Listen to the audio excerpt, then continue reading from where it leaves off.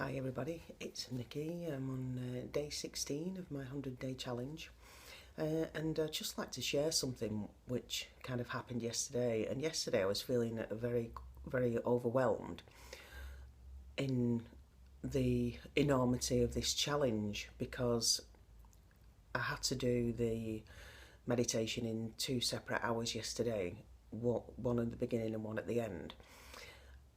And it just kind of hit me that, oh my God, I've got like over 80 days to go and I'm not so sure whether I'm going to be able to do it or not. And within about 10 minutes of that thought coming in, I was guided to watch a video which was about bamboo growing. And this farmer planted the seeds and started watering them. And for the first 5 years, nothing happened until in the 5th year, the bamboo grew, but within 6 to 8 weeks, it grew to 80 feet. So I think I've mentioned signs before, and my interpretation of that was, you're on the right track and carry on doing it.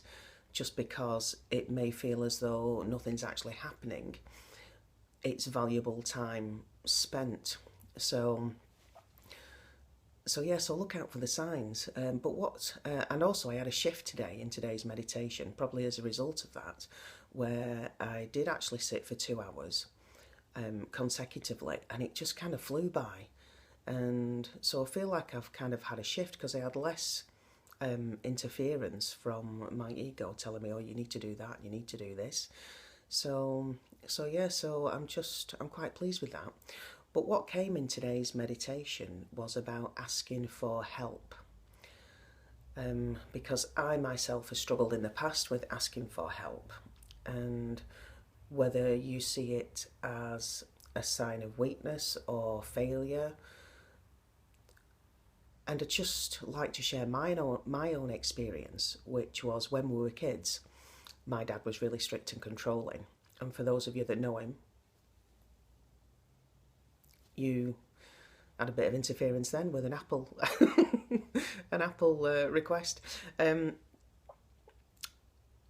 those of you that knew him, he was quite scary, and we were not allowed to voice an opinion, and if we ever did, then we were just met with shouts and a lot of anger. So carrying that onto adulthood left me for years unable to communicate effectively.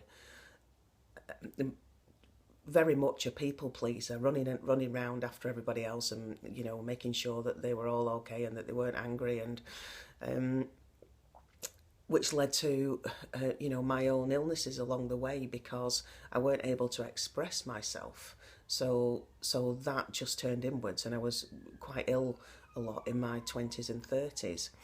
So had I been able to ask for help and been able to put into words how I was feeling, then I would have had a different outcome. But then I wouldn't actually be sat here doing these videos and meditations, because obviously it was part of my path and my own learning, which I've chosen to share with everybody else through having the shop and teaching in the classes and carrying on teaching now, or sharing, should I say. So I would ask you to see why, or if you are able to ask for help, and if not, then why. Where does that belief come from? What belief do you have about asking for help? Is it that you feel as though you should be able to cope on your own? Or do you see it as a sign of weakness, or you don't like showing your vulnerability, which is something else that I've learned over the last definitely 6 months, that it's okay to ask for help and to be able to show that vulnerable side. It's definitely not a sign of weakness.